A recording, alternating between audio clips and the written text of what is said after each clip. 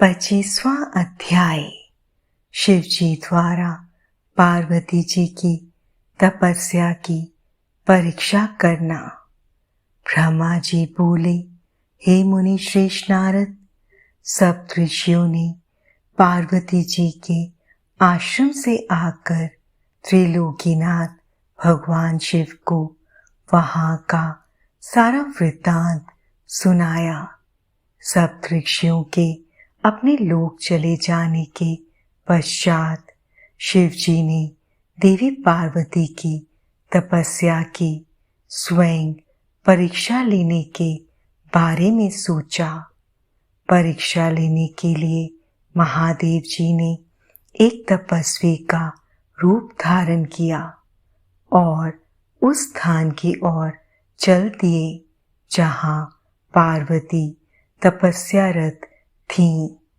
आश्रम में पहुंचकर उन्होंने देखा देवी पार्वती वेदी पर बैठी हुई थी और उनका मुखमंडल चंद्रमा की कला के समान तेजोदीप्त था। भगवान शिव ब्राह्मण देवता का रूप धारण करके उनके सम्मुख पहुंचे। ब्राह्मण देवता को आया देखकर पार्वती ने भक्ति पूर्वक उनका फल फूलों से पूजन सत्कार किया। पूजन के बाद देवी पार्वती ने ब्राह्मण देवता से पूछा, हे ब्राह्मण देव, आप कौन हैं और कहाँ से पधारे हैं? मुनीश्वर, आपके परम तेज से यह पूरा वन प्रकाशित हो रहा है।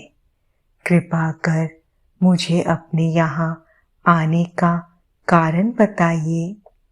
तब ब्राह्मण रूप धारण किए हुए महादेव जी बोले, मैं इच्छानुसार विचरने वाला ब्राह्मण हूँ। मेरा मन प्रभु के चरणों का ही ध्यान करता है। मेरी बुद्धि सदैव उन्हीं का स्मरण करती है। मैं दूसरों को सुखी करके खुश होता हूँ। देवी, मैं एक तपस्वी हूँ। पर आप कौन हैं? आप किसकी पुत्री हैं और इस समय इस निर्जन वन में क्या कर रही हैं? हे देवी, आप इस दुर्लभ और कठिन तपस्या से किसे प्रसन्न करना चाहती हैं? तपस्या या तो ऋषि मुनि करते हैं या फिर भगवान के चरणों में ध्यान लगाना वृद्धों का काम है। भला इस तरुणावस्था में आप क्यों घर के ऐशो आराम को त्याग कर ब्रह्मचर्य का पालन करती हुई तपस्विनी का जीवन जी रही हैं? आप किस तपस्वी की धर्म पत्नी हैं और पति के समान तप कर रही हैं? हे देवी, अपने बारे में मुझे जानकारी दीजिए कि आपका क्या नाम है और आपके पिता का क्या नाम है। इस प्रकार आप तप के प्रति आसक्त हो गईं। क्या आप वेद माता गायत्री हैं, लक्ष्मी हैं अथवा सरस्वती हैं? देवी पार्वती बोली, हे मुनि श्रेष्ठ, ना तो मैं वेद माता गायत्री हूँ, ना लक्ष्मी और ना ही सरस्वती हूँ। मैं गिरिराज हिमालय की पुत्री पार्वती हूँ।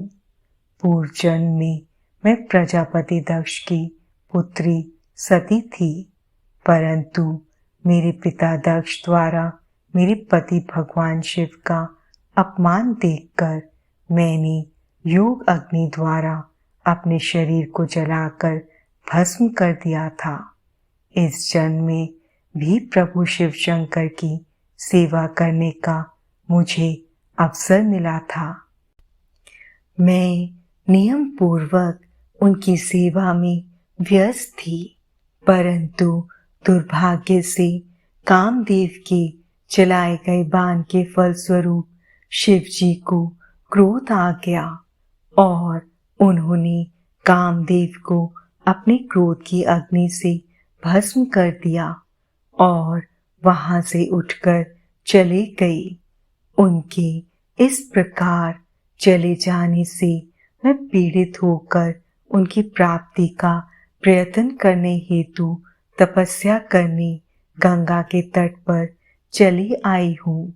यहाँ मैं बहुत लंबे समय से कठोर तपस्या कर रही हूँ ताकि मैं शिव जी को पुनः पति रूप में प्राप्त कर सकूं, परंतु मैं ऐसा करने में सफल नहीं हो सकी हूँ। मैं अभी अग्नि में प्रवेश करने ही वाली थी कि आपको आया देखकर ठहर गई। अब आप जाइए, मैं अग्नि में प्रवेश करूंगी, क्योंकि भगवान शिव ने मुझे स्वीकार नहीं किया है। ऐसा कहकर देवी पार्वती उन ब्राह्मण देवता के सामने ही अग्नि में समा गईं।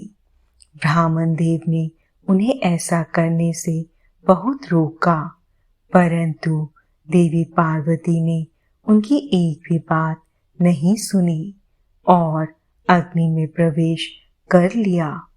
परंतु देवी पार्वती की तपस्या के प्रभाव के फलस्वरूप वे धधकती हुई अग्नि एकदम ठंडी हो गई। सहसा पार्वती आकाश में ऊपर की ओर उठने लगी।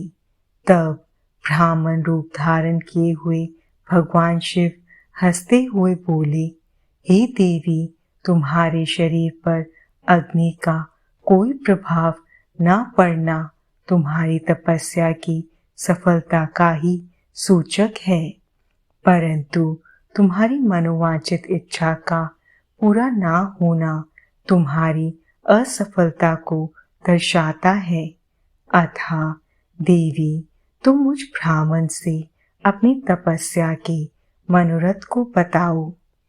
शिव जी के इस प्रकार पूछने पर उत्तम व्रत का पालन करने वाली देवी पार्वती ने अपनी सखी को उत्तर देने के लिए कहा। उनकी सखी बोली, हे साधु महाराज, मेरी सखी गिरिराज हिमालय की पुत्री पार्वती है। पार्वती का अभी तक विवाह नहीं हुआ है। ये भगवान शिव को ही पति रूप में प्राप्त करना चाहती हैं। इसी के लिए वे 3000 वर्षों से कठोर तपस्या कर रही हैं। मेरी सखी पार्वती ब्रह्मा, विष्णु और देवराज इंद्र को छोड़कर पिनाक पानी भगवान शंकर को ही पति रूप में प्राप्त करना चाहती हैं। इसलिए ये मुनि नारद की आज्ञा अनुसार कठोर तपस्या कर रही हैं। देवी पार्वती की सखी की बातें सुनकर जटाधारी तपस्वी का वेश धारण किए हुए भगवान शिव हंसते हुए बोले, देवी, आपकी सखी ने जो कुछ मुझे बताया है मुझे परिहास जैसा लगता है।